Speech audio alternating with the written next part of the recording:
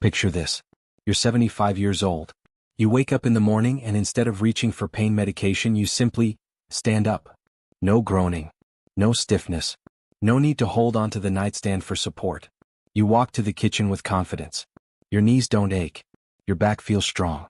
And later that day you're out in your garden or playing with your grandchildren or walking through the park with friends. Sound impossible? Well, it's not. In fact, it's completely normal. In Japan. Here's a stunning statistic that should make us all pay attention. Japan has the highest life expectancy in the world. But more importantly, Japanese seniors aren't just living longer. They're living better.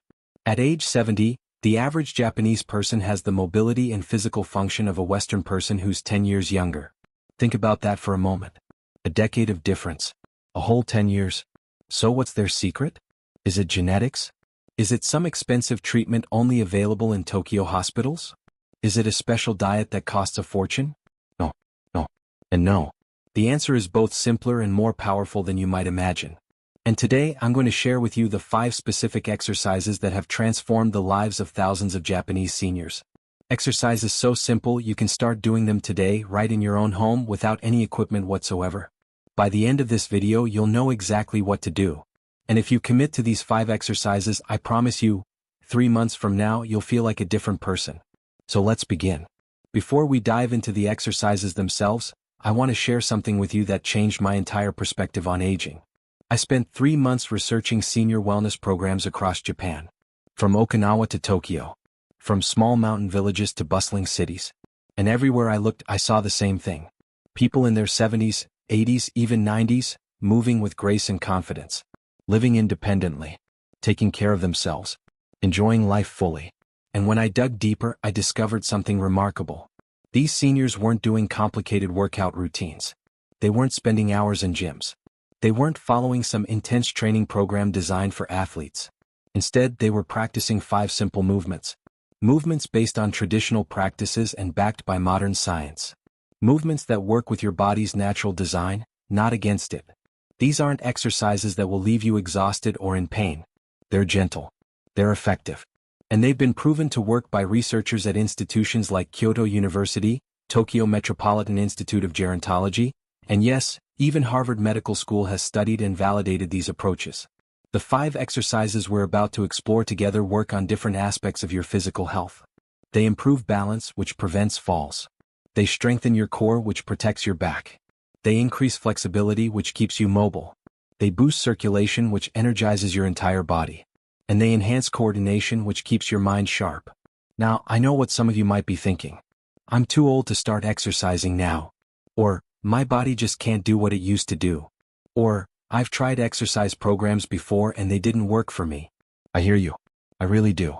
But I'm asking you to set those doubts aside for the next few minutes. Because these exercises are different. They were specifically designed for people over 50. For people who may have limited mobility. For people who haven't exercised in years. So here's my promise to you. If you learn these 5 exercises today and practice them consistently, even just a few minutes each day, you will notice a difference. Your body will thank you. Your energy will improve. And the daily activities that feel difficult right now, they'll start to feel easier. Are you ready? Then let's begin with exercise number 5. Exercise number 5 is called the seated spine twist. And this one is absolutely fundamental for maintaining your quality of life as you age. Let me explain why this matters so much. As we get older, our spine tends to become more rigid. We lose rotational flexibility. And that makes simple everyday activities harder than they should be. Turning to look behind you while backing up your car. Reaching for something on a shelf. Even getting dressed can become challenging when your spine lacks mobility. But here's the good news. Your spine was designed to twist. And when you restore that natural twisting ability, everything becomes easier.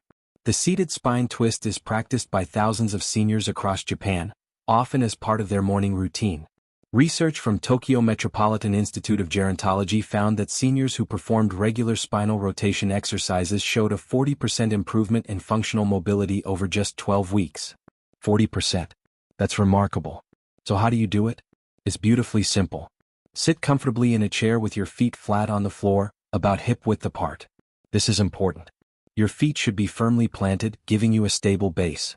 Sit up tall, imagining a string gently pulling the top of your head toward the ceiling. Don't strain. Just lengthen your spine naturally. Rest your hands gently on your thighs. Take a deep breath in. And as you breathe out slowly, turn your upper body to the right. Let your left hand cross over to rest on the outside of your right thigh. Your right hand can move behind you, resting on the back of the chair or on the seat beside you. Here's the key. You're not forcing anything. You're not trying to twist as far as possible. You're simply turning gently, breathing naturally, and allowing your spine to move the way it was designed to move. Hold this gentle twist for 5 slow breaths. With each exhale, you might find you can rotate just a tiny bit more. But only if it feels comfortable. Never push into pain. After 5 breaths, slowly return to center. Take a moment. Feel how your body responds. Then repeat on the left side. Left hand to the outside of your left thigh. Right hand behind you. 5 slow breaths. That's it. That's the complete exercise. Now, what makes this so powerful? Several things. First, it maintains the health of the small joints in your spine. These joints, called facet joints, need movement to stay lubricated and healthy. When you twist regularly, you're literally keeping these joints young. Second, it engages your core muscles. The deep stabilizing muscles around your spine and abdomen have to work to control the rotation. You're strengthening them without even thinking about it. Third, it improves your breathing capacity. When you twist, you're gently compressing and then expanding different areas of your ribcage. This helps maintain flexibility in your respiratory system. And fourth, there's a fascinating connection to your nervous system. Gentle spinal twists have a calming effect. Many people report feeling more relaxed and centered after doing this exercise. How often should you do the seated spine twist? Ideally, every single day. But even 3 times a week will make a noticeable difference. You can do it first thing in the morning to wake up your spine. You can do it in the afternoon when you've been sitting for a while. You can do it in the evening to release tension from the day. Any time is the right time. And here's something wonderful. This exercise is completely safe for almost everyone. Even if you have arthritis. Even if you have some back pain. The gentle, controlled nature of the movement makes it accessible and beneficial. Of course, if you have any specific medical concerns, always check with your doctor first. But for most people over 50, the seated spine twist is not just safe. It's essential. One more thing I want to share about this exercise. In Japan, there's a saying, a flexible spine is a young spine. The wisdom behind this is profound. Your spine is the central column of your entire body. When it moves well, everything else works better. Your posture improves. Your breathing improves. Even your mood improves. So that's exercise number 5. The seated spine twist. Simple, effective, and something you can start doing right now, today. Before we move on to exercise number 4, I want to ask you something. Have you noticed stiffness in your back? Do you find it harder to turn and look behind you than it used to be? Go ahead and write in the comments. And while you're there, tell me where you're watching from. I'd love to know what part of the world you're in. Alright, let's continue. Exercise number 4 is coming up, and this one is going to help you with something that affects almost every senior. Balance. Exercise number 4 is the standing heel raise. And I'm going to be very direct with you about why this exercise could literally save your life. Falls are the leading cause of injury among people over 65. Every year, millions of seniors fall, and many of those falls result in serious injuries. Broken hips, broken wrists, head injuries. And the tragic truth is that many people never fully recover. But here's what research tells us. Most falls are preventable. They happen not because of bad luck, but because of weak ankles, poor balance, and reduced proprioception. That's a fancy word for your body's ability to sense where it is in space. The standing heel raise addresses all 3 of these issues. It strengthens your calf muscles and ankles. It trains your balance system. And it dramatically improves your proprioception. A study published by researchers at Kyoto University followed 1,200 seniors for 3 years. Half of them did regular heel raises as part of their daily routine. The other half did not. The results were stunning. The group that did heel raises had 65% fewer falls. 65%. Think about what that means.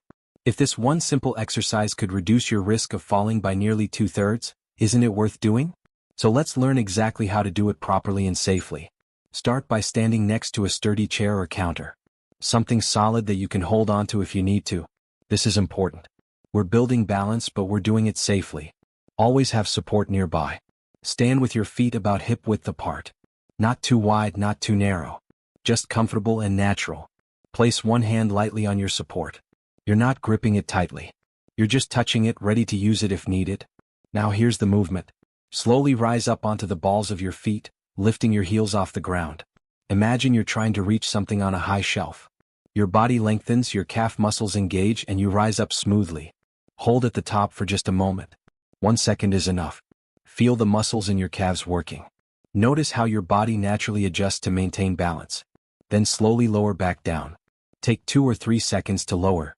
This controlled descent is just as important as the rise. It's working your muscles and training your coordination. That's 1 repetition.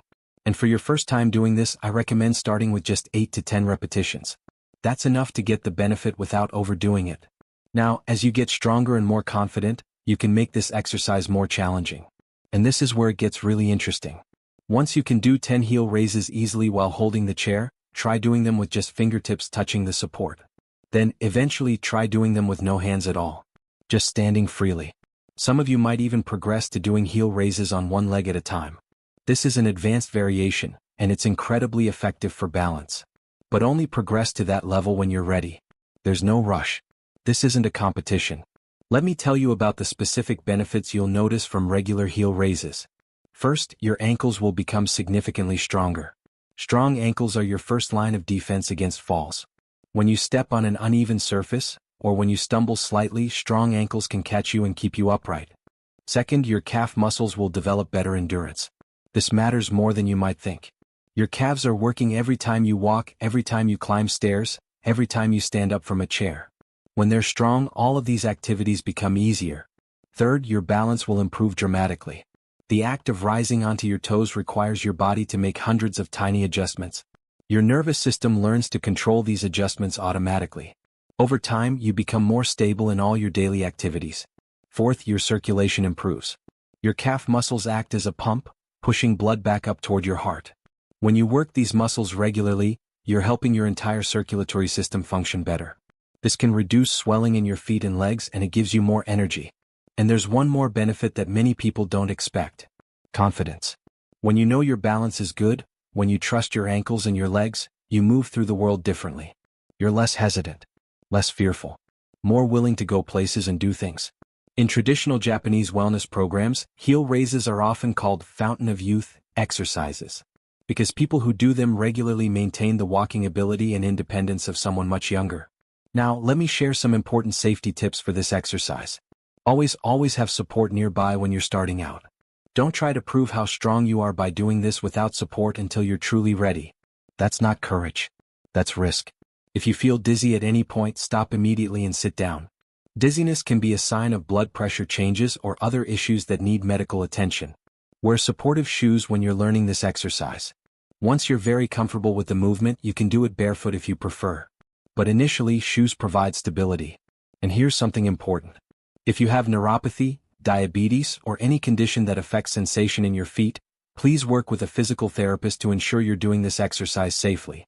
It's still beneficial for you, but you may need some modifications. How often should you do the standing heel raise? Every single day is ideal. It takes less than 2 minutes. You can do it while you're waiting for coffee to brew, while you're brushing your teeth, while you're waiting for dinner to heat up. Make it a habit, and within a month you'll notice the difference. Your legs will feel more stable. Steps and curbs won't seem as challenging. And that nagging worry about falling? It'll start to fade. That's exercise number 4. The standing heel raise. An exercise that's simple enough to do while watching television, yet powerful enough to prevent life-changing injuries. Now, before we move to exercise number 3, I have a question for you. How's your balance these days? Do you feel steady on your feet, or have you noticed it's not quite what it used to be? Share in the comments. And if you're finding this information helpful, please hit that like button. It helps other people who need this information find this video. Alright, we're halfway through. And exercise number 3 is one that addresses something many people struggle with but rarely talk about. Let's dive in. Exercise number 3 is the wall push. And this exercise is going to help you maintain something absolutely critical as you age. Upper body strength. Now, I know what you might be thinking. I'm not trying to build muscles like a bodybuilder. Why do I need upper body strength? Let me answer that with some real-life examples. Pushing open a heavy door. Lifting a grocery bag. Catching yourself if you start to fall forward. Getting up from the floor if you've been playing with grandchildren. Pushing yourself up from bed or from a low chair. All of these require upper body strength. And here's something that surprises many people.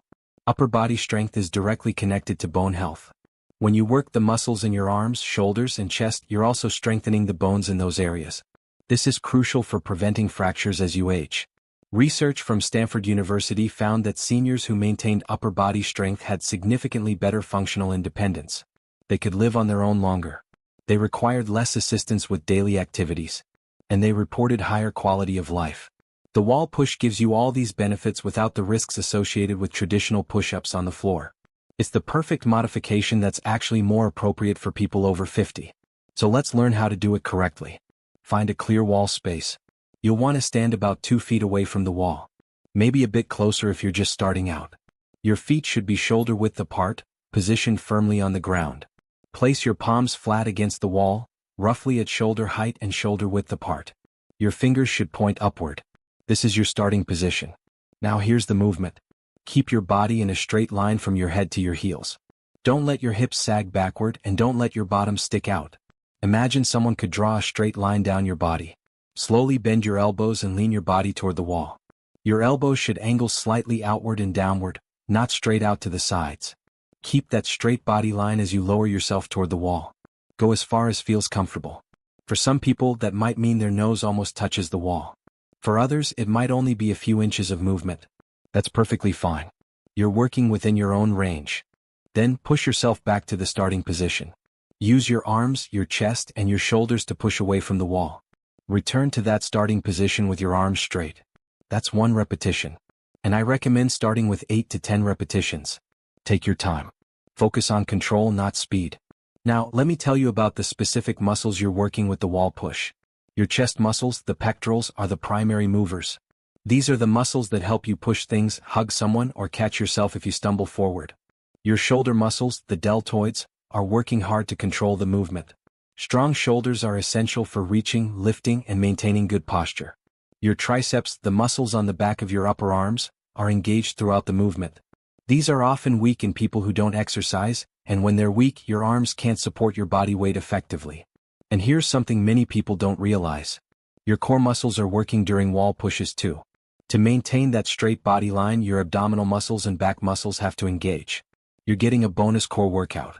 Beyond muscle strength, the wall push improves your pushing power. This is a fundamental movement pattern that you use constantly in daily life. Every time you push a door open, you're using this same movement pattern. Every time you push yourself up from a seated position, these muscles are working. There's also a significant benefit for posture. Many people develop rounded shoulders as they age, especially if they spend time sitting. The wall push helps counteract this by strengthening the muscles that pull your shoulders back into proper alignment. And let me share something particularly important for the women watching. Maintaining upper body strength is one of the best things you can do to prevent osteoporosis in your arms, shoulders, and spine. Weight-bearing exercise stimulates bone growth. The wall push is a perfect weight-bearing exercise that's safe and effective. Now, as you get stronger, you can make this exercise more challenging. Here's how. Step further away from the wall.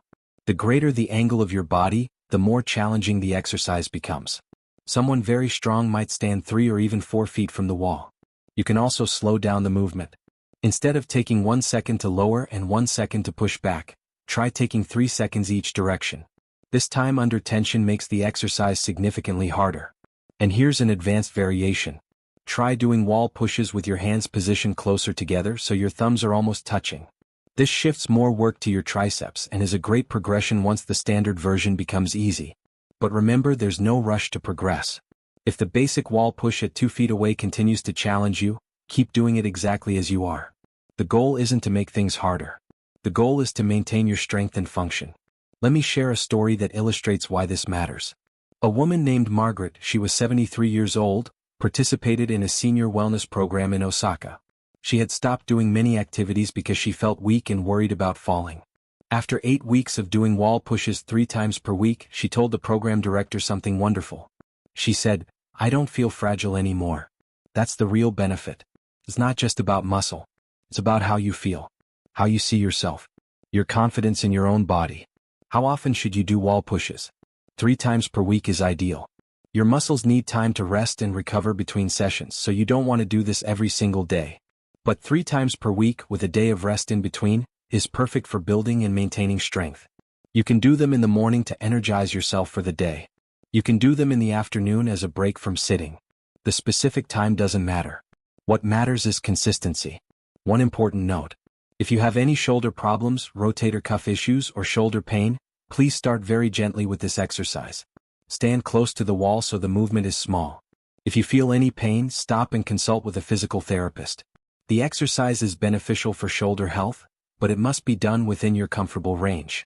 That's exercise number 3. The wall push. A simple modification of a classic exercise that builds real, functional upper body strength. We've covered 3 exercises so far. The seated spine twist for spinal mobility, the standing heel raise for balance and ankle strength, and the wall push for upper body strength. Each one targets a specific aspect of physical function that's crucial for maintaining independence as you age. But we're not done yet. Exercise number 2 is coming up, and this one addresses flexibility in a way that will make your daily life significantly easier. Let's keep going. Exercise number 2 is the seated hamstring stretch. And if you've ever struggled to bend over and tie your shoes, or felt stiffness in the back of your legs when you walk, this exercise is going to change your life. Your hamstrings are the large muscles that run down the back of your thighs. They're involved in almost every lower body movement you make. Walking, standing up from a chair, climbing stairs, bending forward to pick something up. All of these activities require flexible, functional hamstrings. But here's what happens as we age. If we don't actively maintain hamstring flexibility, these muscles gradually tighten. And tight hamstrings create a cascade of problems. First, they pull on your pelvis, tilting it backward. This forces your lower back to round and can lead to chronic back pain. Second, they limit your ability to bend forward, making everyday tasks frustratingly difficult. Third, tight hamstrings affect your walking pattern, making your gait less efficient and more tiring. Research published in the Journal of Gerontology found that seniors with flexible hamstrings had significantly less back pain, better walking speed, and greater independence in daily activities compared to those with tight hamstrings. The good news? You can restore hamstring flexibility at any age. It just takes consistent, gentle stretching. The seated hamstring stretch is practiced by seniors throughout Japan as part of their daily routine. It's safe, effective, and you can do it while sitting in a chair. No getting down on the floor. No complicated positions. Here's exactly how to do it. Sit near the front edge of a sturdy chair. You want enough room to extend one leg forward. Both feet should start flat on the floor, knees bent. Now extend your right leg straight out in front of you. Your heel rests on the floor with your toes pointing up toward the ceiling. Your left foot stays flat on the floor with that knee bent. This is your setup position. Place both hands on your left thigh, the one that's still bent. Sit up tall. Lengthen your spine. Imagine that string again, gently pulling the crown of your head toward the ceiling. Here's where the stretch happens. Keeping your spine long and straight, slowly hinge forward from your hips. You're not rounding your back. You're not trying to touch your toes. You're simply tilting your pelvis forward and leaning your straight spine toward your extended leg. You should feel a gentle stretch along the back of your right thigh. Some people feel it behind the knee. Some feel it higher up near the hip. Wherever you feel it is exactly where you need to feel it. The key word here is gentle. This should never be painful. Stretching should feel like a comfortable pull, like you're waking up the muscle. If it hurts, you've gone too far. Back off a little. Hold this position for 20 to 30 seconds. Breathe naturally. With each exhale, you might find you can lean just slightly further forward. But don't force it. Let gravity and relaxation do the work. After 20 to 30 seconds, slowly sit back up. Bend your right knee and place that foot back on the floor. Take a moment. Notice how that leg feels compared to the other one. Then repeat on the left side. Same process. Extend the left leg. Hands on the right thigh. Sit tall. Hinge forward from the hips. Hold for 20 to 30 seconds. Return to the starting position. That's the complete exercise. Simple, right? But incredibly powerful. Now let me explain what's happening in your body when you do this stretch consistently. Your hamstring muscles are made up of fibers that can shorten or lengthen. When you stretch regularly, you're encouraging those fibers to maintain their full length. You're preventing the gradual tightening that happens with inactivity. You're also affecting the connective tissue around and within the muscle. This tissue, called fascia, can become stiff and dehydrated. Stretching helps keep it pliable and healthy. There's also a neurological component. Your nervous system has sensors in your muscles that monitor how far they're stretching. When you stretch regularly, you're training these sensors to allow greater range of motion. You're quite literally reprogramming your nervous system to permit more flexibility. The benefits extend beyond just the hamstrings themselves. When your hamstrings are flexible, your pelvis can move more freely. This takes pressure off your lower back. Many people find that chronic low back pain decreases or even disappears when they improve hamstring flexibility. Flexible hamstrings also improve your walking pattern. Your stride becomes longer and more efficient. You use less energy to walk the same distance. This means you can walk further without getting tired and you can stay active longer. And here's something wonderful. Improved hamstring flexibility makes so many daily activities easier. Putting on socks and shoes. Getting in and out of a car. Bending down to pick up something you've dropped. These tasks that might currently be challenging will become simple again. In Japanese senior wellness programs, there's a saying, flexible legs, independent life. The wisdom is clear. When you can move freely, when you can bend and reach without difficulty, you maintain your independence longer. How often should you do the seated hamstring stretch? Every single day is ideal. Unlike strength exercises that need rest days, stretching can and should be done daily. Many people like to do this stretch in the morning to wake up their legs after a night of sleep. Others prefer evening, finding it helps them relax before bed. Some do it both times. Any of these approaches will work beautifully. One important tip. Stretching is most effective when your muscles are already slightly warm. So this might not be the very first thing you do when you wake up. Maybe walk around your home for a couple of minutes first, or do this stretch after you've been up and moving for a little while. And here's something crucial. Flexibility improves gradually. You won't see dramatic changes after one stretching session. But if you do this every day for 2 weeks, you'll start to notice a difference. After a month, the improvement will be significant. After 3 months, you'll wonder why you didn't start sooner. Be patient with yourself. Be consistent. And celebrate the small improvements along the way. Now, if you have any issues with sciatica, or if you feel pain shooting down your leg when you stretch, please be extra gentle and consider working with a physical therapist. The stretch is still beneficial, but you may need some modifications to do it safely. That's exercise number 2. The seated hamstring stretch. A gentle, effective way to maintain the flexibility you need for independent living. We're almost there. Just one more exercise to go. And this final one, exercise number 1, is perhaps the most important of all. It's the one that ties everything together. The one that Japanese longevity experts consider absolutely essential. Are you ready? Let's discover exercise number 1. Exercise number 1. The standing meditation breath. And yes, I can hear some of you saying, wait, that's not an exercise. That's just breathing. But here's what I need you to understand. In traditional Japanese wellness philosophy, breath is the foundation of everything. And modern science has confirmed what these ancient practices always knew. The way you breathe affects your strength, your balance, your energy, and even your brain health. Let me share some powerful research with you. A study conducted at Kyoto University followed seniors for 5 years. Those who practiced daily conscious breathing exercises showed remarkable benefits. Their blood pressure was lower. Their stress levels were reduced. Their cognitive function remained sharper. And perhaps most surprisingly, their physical endurance was significantly better than those who didn't practice breathing exercises. How is this possible? How can something as simple as breathing have such profound effects? Let me explain. Most people, as they age, develop shallow breathing patterns. They breathe only into the upper part of their lungs. This shallow breathing doesn't fully oxygenate the blood. It doesn't fully engage the diaphragm, your primary breathing muscle. And it keeps your nervous system in a slightly stressed state. But when you practice deep, diaphragmatic breathing, everything changes. You oxygenate your blood more completely. You engage your core muscles with every breath. You activate the relaxation response in your nervous system. And you bring more awareness and control to your entire body. The standing meditation breath is the perfect exercise to integrate all of this. It combines posture, balance, breathing, and mindfulness into one powerful practice. Here's how to do it. Stand comfortably with your feet about hip-width apart. You can do this barefoot or in shoes, whichever feels better. Make sure you have clear space around you, and if you need to, stand near a chair or counter for support. Let your arms hang naturally at your sides. Relax your shoulders. Let them drop down away from your ears. We carry so much tension in our shoulders without even realizing it. Gently lift the crown of your head toward the ceiling, lengthening your spine. But keep your chin level. You're not tilting your head up or down. You're simply making yourself tall. Now, close your eyes if that feels comfortable. If closing your eyes affects your balance, simply look down at a spot on the floor about 6 feet in front of you. Soften your gaze. This is your foundation. Standing tall, relaxed, present. Now we add the breath. And this is specific. We're going to breathe in a particular pattern that has been shown to maximize the benefits. Place one hand gently on your abdomen just below your navel. This helps you feel the breath moving.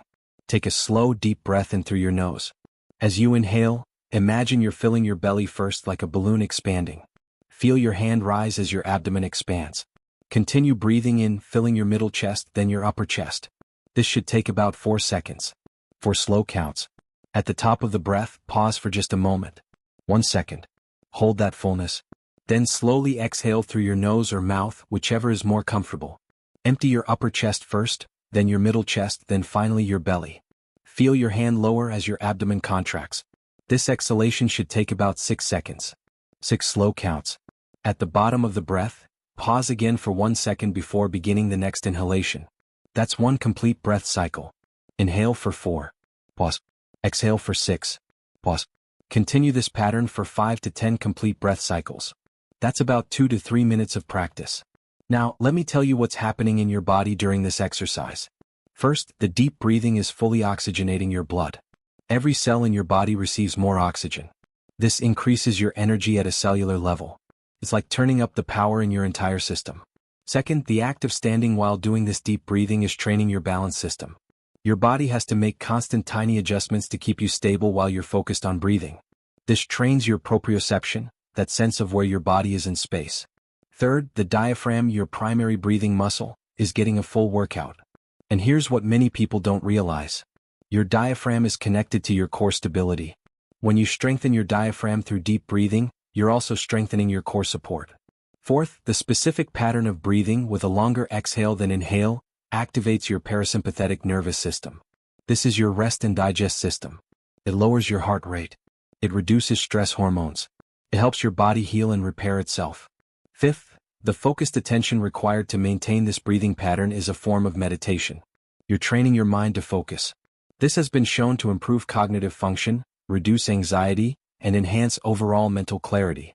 Research from Harvard Medical School found that just 10 minutes of focused breathing practice per day can reduce blood pressure, improve emotional regulation, and enhance immune function. But the standing meditation breath offers something more than physical benefits. It offers presence. In our busy world, we're constantly thinking about what's next, what needs to be done, what happened yesterday. We're rarely fully present in this moment right now. This exercise brings you back to now, to this breath, to this body, to this moment of being alive. And that presence, that awareness, changes how you move through your entire day. You become more mindful of your posture, more aware of your body's signals, more connected to yourself. In Japanese longevity philosophy, there's a concept called kokyu, which means breath or respiration. But it also means life force, timing, and knack.